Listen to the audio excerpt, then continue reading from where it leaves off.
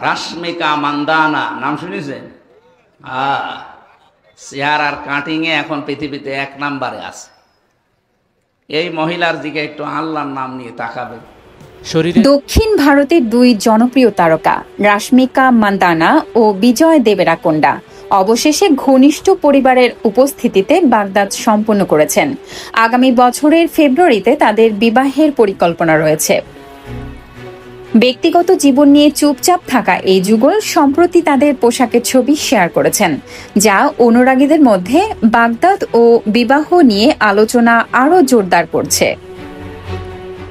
বিজয় রাশমিকার সম্পর্কের গুঞ্জন শুরু হয় 2018 সালে গীতা গোবিন্দম সিনেমা থেকে।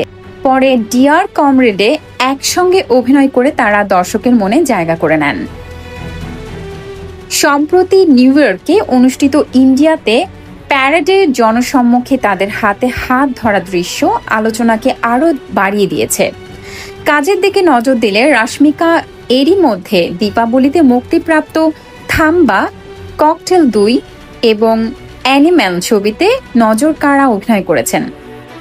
দক্ষিণ ভারতের এই জনপ্রিয় যুগল তাদের প্রেমের গল্পকে নতুন অধ্যায়ে নিয়ে যাচ্ছেন। অনুরাগীদের চোখ এখন তাদের বিয়ের দিকে।